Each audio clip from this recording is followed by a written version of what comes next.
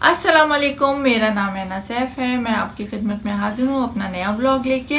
और उम्मीद है कि मेरा आज का ब्लॉग आप लोगों को पसंद आएगा, क्योंकि ये ब्लॉग मेरी लाइफ स्टोरी है और इसमें बहुत सारी चीज़ें हैं जिसको मैं आपके सामने रखना चाहती हूँ, जिसमें कुछ हॉरर सीन्स भी हैं और मेरी स्टोरी हॉरर से स्टार्ट होके और सक्सेसफुल कैसे हुई वो सब कुछ मैं आपको अपनी स्टोरी में बताऊँगी।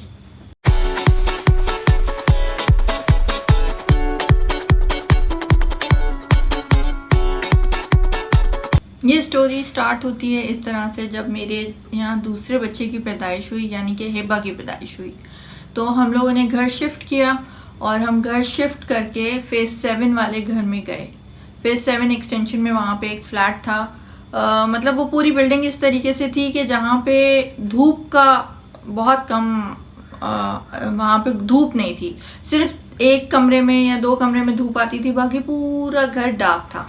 तो हमें लाइटों का ऐसा सिस्टम करना पड़ा कि जिसकी वजह से घर रोशन रहे। और मुझे रोशनी ज़्यादा पसंद है, अंधेरा अंधेरा मेरा दिल घबराता है इस चीज़ से। तो हम लोग हर टाइम घर की लाइटें हमारी ऑन रहती थी, कुछ भी होता था। अच्छा, जब हिबा पैदा हुई तो मैं वो जो शुरू के 40 डेज होते हैं उसी में हमने शिफ्ट कर लिया वहाँ पे हुआ कुछ इस तरीके से कि हिबा वहाँ पे बहुत ज़्यादा रोती थी, बहुत ही ज़्यादा रोती थी। इतनी ज़्यादा रोती थी कि हमें समझ नहीं आता था कि ये बच्ची रो क्यों रही है, क्यों इतना ज़्यादा चिड़चिड़। जैसे तैसे करके वो वक्त गुजरता गया। किसी ने कहा इसको नज़र हो गई है, किसी ने कहा इसको आप फलाना मौलाना से कुछ दम करवा दें ताकि बच्चा रोना कम हो जाए। कुछ इस तरीके से हमें बहुत सारे लोगों ने डिफरेंट बोला। किसी ने बोला बच्चा कॉलिक होता है तो इस वजह से ज़्यादा रोता है, लेकिन इसका रोना कुछ अलग ही था कि इसको ऐसे लगता था जैसे कोई चुटकी आके काटता है। और ये इतनी ज़ोर से एकदम से चीख मार के रोती थी और रोने के सांस अपना रोक लेती थी इस तरीके से। यहाँ सो रही होती थी तो कोई जैसे इसे झंझोड़ देता था तो ये डर जाती थी। तो इस तरीके से इसके साथ होता था। फिर वो घर हमने थोड़े टाइम के बाद वो घर हमने छोड़ दिया हमें, क्योंकि मालिक मकान ने हमारे बोला कि मेरी बेटी आ रही है तो आप ये घर छोड़ दें। हम लोगों ने वहाँ पे 2 साल का अरसा गुजारा। 2 साल के अरसे के बाद हम लोगों ने वो घर मतलब मालिक मकान के कहने पे उसने हमें फ़ौरन बोला कि आपने 1 महीने में खाली करना है और आप ये घर खाली कर दें, मेरी बेटी आ रही है। हमने वो घर खाली कर दिया। खाली करके हम दूसरी जगह गए। वहाँ जब हम गए तो मेरा बेटा पैदा हुआ। उसके 6 महीने के बाद, 6 महीने या 4 महीने के बाद हमें मालिक मकान फ़ोन करता है कि आप जो है मतलब कम कॉस्ट में मेरे उस फ्लैट में वापस आ जाएं, जो फ्लैट हमने हिबा के पैदा होते हुए लिया था रेंट पे। उन्होंने हमें कहा कि आप वहाँ पे वापस आ जाएं। हमने कहा मैं बड़ा खुश हो गई, क्योंकि वो फ्लैट बहुत बड़ा था और कम कीमत पे हमें इतना बड़ा फ्लैट मुश्किल था डिफेंस में मिलना। तो हम लोग खुशी खुशी राज़ी हो गए और हम लोग उस जगह चले गए। अच्छा, ये मैं आपको बता दूं कि हिबा जिस किस्म का बच्चा है ना, हिबा बहुत ज़्यादा सिलेक्टिव चीज़ें, मतलब अपनी चीज़ों का बहुत ज़्यादा ख्याल करती है। बहुत अपना, किसी को जब छोटी थी ना तो किसी को अपनी चीज़ टच नहीं करने देती थी। वो कहती थी वो ख़राब कर देगा, और ये संभाल के चीज़ें रखती थी। तो इस चीज़ की वजह से ये बहुत ज़्यादा चीखती चिल्लाती थी, जिसका हमें कुछ अंदाज़ा नहीं होता था कि क्यों ये इस तरीके से होती जा रही है। मतलब यहाँ कोई दूसरा बच्चा भी नहीं है जिसकी वजह से ये चिढ़ रही है। इसकी चीज़ यहाँ रखी होती थी, वो वहाँ से गायब हो जाती थी, दूसरी जगह मिलती थी। तो ये इस चीज़ से बड़ा डिस्टर्ब थी। अच्छा, हम भी कहते थे बच्चा है, यहाँ रखा वहाँ चली गई, ये चीज़ ये इसके साथ होता था और ये मैंने भी देखा। लेकिन जब आलियान पैदा हुआ, वो घर में गया, उस घर में हम उसको लेके गए, उसने आंखें खोली और मतलब थोड़ा जैसे बच्चा महीने का होता है, 2 महीने का होता है, वो हम बचपन में छोटे बच्चों को बोलते थे बच्चा मुस्कुरा रहा है, बच्चा हंस रहा है तो इसको परियां नज़र आ रही हैं। तो वो इस किस्म से ऐसे वो मुस्कुराता था और मतलब ऐसे रिस्पॉन्ड करता था जैसे उसे हर टाइम बातें कोई कर रहा है। वो पूरी रात जाग के खेलता रहता था और मैं इस टेंशन में जागती रहती थी कि ये सो क्यों नहीं रहा है, ये जागता क्यों रह रहा है। ये जैसे जैसे वो थोड़ा बड़ा हुआ, थोड़ा बोलना शुरू हुआ, उसको गाड़ियों का बहुत शौक था। गाड़ियाँ, वो छोटी छोटी गाड़ियाँ नहीं होती जो बच्चे खेलने के लिए रखते हैं, तो वो गाड़ियाँ अपनी सेट करके पूरा रखता था। फिर वो ऐसी छोटी छोटी कॉर्नर्स में जाके खेलना उसने शुरू कर दिया। जब वो थोड़ा बोलना शुरू हुआ तो उसने मुझे बताया कि ये मेरा फ्रेंड है जिसके साथ मैं खेलता हूँ। अब हम परेशान हो गए, हमने बोला ये इसका फ्रेंड यहाँ कहाँ से आ गया है, ये कौन सा फ्रेंड है जिसके साथ ये बैठ के गाड़ियों का लाइन बनाता है और बातें करता है और उनके साथ खेलता है। फिर कभी एकदम से इशारा करता था वो फ़ैन पे चला गया है मेरा दोस्त, और नीचे आ जाओ तुम्हें चोट लग जाएगी, ये इस किस्म की बातें करता था। हम लोगों को अंदाज़ा हो गया, हमने एक दो मौलानाओं से बात की, हमने पूछा उनसे कि इस तरीके से हमारे घर में कुछ है। तो उन्होंने हमें ये बताया कि जिन्नात के बच्चे होते हैं वो दोस्त बन जाते हैं, अगर वो आप लोगों को कोई तकलीफ़ नहीं दे रहा तो आप लोग भी, मतलब हो सकता है वो उस बच्चे के साथ खेलता हो, तो आप लोग इस चीज़ की टेंशन नहीं लें, वो कोई नुकसान नहीं पहुंचाएगा। हमने कहा अच्छा ठीक है, लेकिन वो हमारे बगैर, मतलब अगर कोई हमारे घर में आता था, जैसे हम कहीं घूमने के लिए बाहर चले गए तो हमने घर के अंदर किसी को रख दिया रात को आके, जैसे घर चेक कर लेना कि भाई सब कुछ सही है, तो वो गाड़ियों की वैसे ही लाइन बनी होती थी, और अगर कोई उसको टच करता तो वो गाड़ियाँ दूसरे दिन उल्टी होके पड़ी होती थी, और ग्लास टूटे होते थे, घर की जो थी कुर्सियाँ उल्टी होके पड़ी होती थी। तो घर पे हमें फ़ोन आता था कि भाई आप लोगों के घर में तो इस तरीके से कुछ हो रहा है, और मैं आज के बाद आपके घर नहीं जाऊंगा देखने के लिए क्या है क्या नहीं, आप लोग आएँ, चाहे 6 दिन बाद आएँ, चाहे 7 दिन बाद आएँ, लेकिन आप लोग आके अपना घर खुद संभालें, हमें डर लगता है। वहाँ पे कोई हमारे घर में आता नहीं था इस खौफ के मारे, और रात को कोई नहीं रुकता था कि यहाँ पे कुछ है, और ख़ास करके आलियान से लोग थोड़ा थोड़ा कतराने लग गए थे कि ये इसके साथ कोई मामलात हैं, और ये भाई मतलब जिन्नात के साथ खेलता है और इसके अलग अलग फ्रेंड्स हैं। इसका एक वाकया मैं आपको ऐसे भी बताऊं कि एक दिन हम सब, ईद का टाइम था तो हम मेहंदी लगवाने में बच्चियों को गई, तो आलियान और उसके पापा घर पे बैठे हुए थे, तो ड्रेसिंग टेबल के ऊपर एक थैली रखी हुई थी, तो आलियान ने बोला कि ये थैली को मत छेड़ो, गिर जाएगी, पापा डांटेंगे। तो मेरे हस्बैंड ने उसको ऐसे करके देखा कि ये किसको बोल रहा है, ये मैं और ये अकेले हैं और ये क्या कर रहा है। तो इतनी देर में वो थैली वहाँ से ऐसे उठी और ज़मीन पे धड़ आके गिर गई। मेरे मियाँ ने चुप करके इसका हाथ पकड़ा और ये सीढ़ियों में आके बैठ गए। जब मैं रात को 3 बजे मेहंदी लगवा के, नीचे ही पॉलर था, जब मैं ऊपर घर आई तो देखा तो ये दोनों बाहर सीढ़ियों में बैठे हुए थे। मैं बोला क्या हुआ, कह रहे हैं पता नहीं भाई इसके क्या मामलात हैं, ये तो डराता ही रहता है मुझे आइंदा इसके साथ अकेला नहीं छोड़ना। तो इस तरीके से मतलब ये चीज़ हमारे साथ स्टार्ट हुई। फिर हमें पता लगा, हमने फिर वहाँ से सोचा कि अब बच्चा बड़ा हो रहा है तो ये सही नहीं है कि ये हर टाइम मेरा फ्रेंड करता रहे। हमने वो घर छोड़ने का फैसला किया। अच्छा, तो जैसे जैसे आलियन बड़ा हो रहा था तो हमने आलियन से पूछना शुरू किया कि आलियन ये आपका फ्रेंड है कौन, इसका क्या नाम है।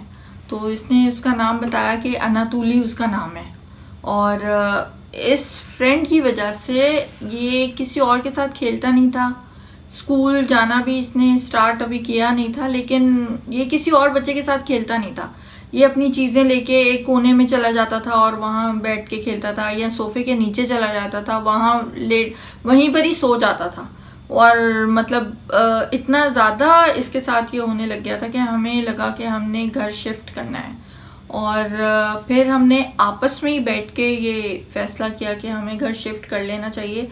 ये हो सकता है कि आलियन के लिए अच्छा नहीं है, क्योंकि जैसे जैसे वो बड़ा हो रहा था उसको स्कूल भी जाना था, फिर थोड़ा सोशलाइज भी उसको करना था, लेकिन वो चीज़ उसको इतना ज़्यादा एक मतलब दूसरे के साथ उसको जुड़ने नहीं दे रही थी। तो हम लोगों ने ये फ़ैसला किया, जिस रात हमने ये बातें की कि हम लोगों को शिफ्ट होना चाहिए, तो उस दिन रात को सब बेड पे सो रहे थे, तो हमारा बेड एकदम से अपनी जगह से हिला और उठा और धड़ करके ज़मीन पे गिरा। जब बेड गिरा तो हम सब उठ के बैठ गए, और हमारी तो हवाइयाँ ही उड़ गई कि अब तो जो है मामलात कुछ गड़बड़ हो गए हैं। और ये ऐसा क्या हो गया कि एक रात में उनको मतलब हम पे गुस्सा आने लग गया, या हमें वो तंग करने लग गए। फिर जैसे जैसे हमने शिफ्टिंग का वक्त हमारे करीब आया, हमारा घर ऐसा हो गया था जैसे कोई वीरान टाइप का हो गया है, कभी पानी का टैंक लीक हो जाता था, पूरे घर में पानी, पूरा घर कारपेटेड था, पूरे घर में हमारे पानी पानी भर गया था। और इतना पानी भर गया था कि वो घर इतना बड़ा था कि उसको, वो एक टैंक जो था ना वो उस घर को फुल नहीं कर सकता था, लेकिन उस घर को पूरा, मतलब हम लोग कारपेट पे ऐसे हमने पाँव रखा तो समझो पाँव अंदर के, समझ नहीं आया था। फिर वो कारपेट्स निकाल दिए, फिर एक दिन पूरे बर्तन गिर के शीशे के टूट गए, मतलब ऐसे हमारे नुकसान होने स्टार्ट हो गए। जब से हमने ये प्लान किया कि हम यहाँ से शिफ्ट कर जाएं, फिर तो हमने पक्का तहैया कर लिया कि यहाँ नहीं रुकेंगे, यहाँ हम लोग सेफ नहीं हैं। मतलब आलियन की वजह से कोई हम लोगों को हार्म करेगा, क्योंकि खाली मेरा आलियन तो बेटा नहीं था, बाकी भी 2 बच्चियाँ थी, मुझे उनका भी सोचना था। फिर हम लोगों ने अपना यही सोचा कि ये बेस्ट डिसीजन होगा कि यहाँ से हम मूव कर जाएं।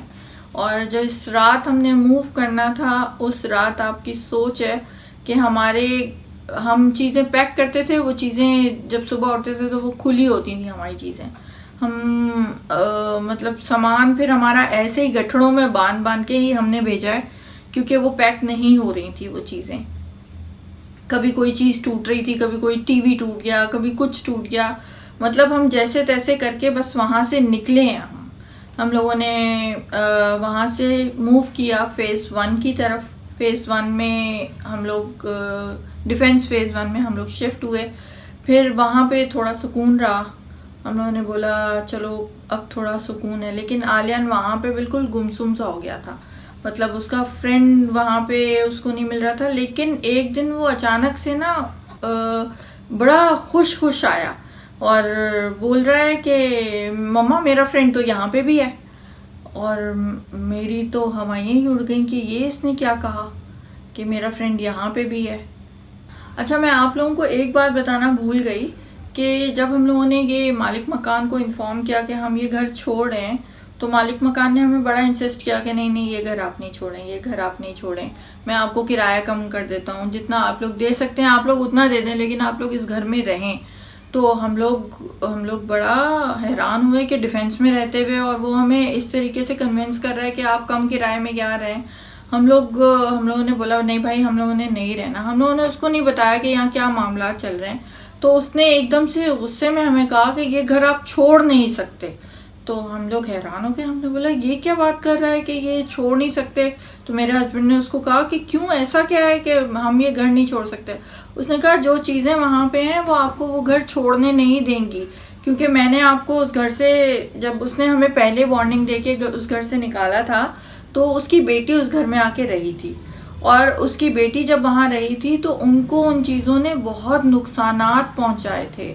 वो नुकसानात इस तरीके से थे कि कभी उनके बच्चे को सीढ़ियों से कोई चीज़ धक्का दे देती थी, और कभी उनकी वाइफ के ऊपर छुरियाँ आके गिरती थी, कभी जो है मतलब उनका बच्चा बिल्कुल छोटा सा था, वो झूले से गिर जाता था, कभी वॉकर को जैसे कोई चीज़ धक्का, बच्चा चलता चलता वॉकर से धक्का दे देता है, वो इस तरीके से। तो उनके बच्चे वहाँ बहुत ज़ख्मी हो गए थे कि आखिरी जो उनके बच्चे को चोट लगी सीढ़ियों से जो वो गिरा, तो उसको मतलब वो डॉक्टर्स कह रहे थे कि अल्लाह ने बचाया, उसके दिमाग में नहीं तो उसके सर में क्लॉट बन गया था। तो उन्होंने वो डर गई थी कि अब अगर मैं यहाँ रुकी तो शायद मेरा कोई बच्चा ज़ाया हो जाएगा, तो इसलिए उन्होंने वो घर छोड़ दिया। और उन्होंने मतलब इनको बाकायदा आवाज़ें आती थी कि मतलब जो यहाँ रहते थे वही यहाँ रहेंगे, आएंगे वापस। तो हम लोगों को नहीं पता था कि हमें ये हमारे मालिक मकान का प्लान था और उसने हमें वापस बुलाया। वो हमारी ये भी मिन्नतें कर रहा था कि ये घर हमसे ख़रीद लो और मैं इसके ज़्यादा पैसे नहीं लूँगा, किस्तों में दे देना, किरायों में दे देना। लेकिन जब हम उस घर में सेफ़ ही नहीं थे, जब हमारे बच्चे ही सेफ़ नहीं थे, तो हम लोग इस घर को ख़रीद के क्या करते। हम लोगों ने सबसे बेस्ट हम लोगों ने यही सोचा कि हम लोग ये घर को छोड़ें और एक नई जगह मूव करें। फिर हम लोग नई जगह शिफ्ट हुए, नए घर में शिफ्ट हुए। वहाँ पे आलियान जो था वो थोड़ा सैड रहने लग गया, उदास रहने लग गया। लेकिन थोड़े दिनों बाद आलियान एकदम से खुशी मेरे पास आया और मुझे कह रहा है कि मम्मा मेरा वही दोस्त मेरे पास आ गया है वापस। मैं हैरान, मैंने बोला हाँ कहाँ पे है? कह रहा है यहीं पर ही है, यही खेल रहा है मेरे साथ और अब हम दोनों खेलेंगे। दोबारा से हम फ्रेंड बन गए। मैंने बोला अच्छा, मैंने अल्लाह से दुआ की, मैंने कहा अल्लाह मियाँ अब जैसी तेरी रज़ा। लेकिन मैंने बाआवाज़ व बुलंद उसको ये बात कही कि देखो, तुम ना हम तुम्हारे रास्ते ना तुम हमारे रास्ते, ना हम तुम कोई नुकसान पहुंचाएंगे ना तुम हमें कोई नुकसान पहुंचाओ। तो इस तरीके से हमारी लाइफ जो थी वो आराम से गुजरने लग गई। वो शरारतें ये करता था कि जैसे हमारी कोई चीज़ है अभी हमने यहाँ रखी है तो वो वहाँ से गायब कर देता था, और फिर हम उसको बोलते थे कि भाई अच्छा ठीक है, आपने रखनी है तो आप रख लो, हमें नहीं चाहिए। तो फिर थोड़ी देर बाद वो वहीं रख के चीज़ हमें मिल जाती थी वापस। इस तरीके से हम उसके साथ खुश और वो हमारे साथ खुश रहने लग गया। लेकिन यही होता था कि कोई दूसरा बंदा, जैसे मेरे भाई वगैरह घर पे आते थे तो कभी बिना बैटरी के गाड़ी उनके आगे से चल रही होती थी। मेरे घर कोई नौकर आके नहीं अकेले रहता था कि नहीं इनके घर में जो है वो बर्तन गिरते हैं और इस तरीके से, लेकिन हमारे सामने वो कुछ ऐसा नहीं करता था।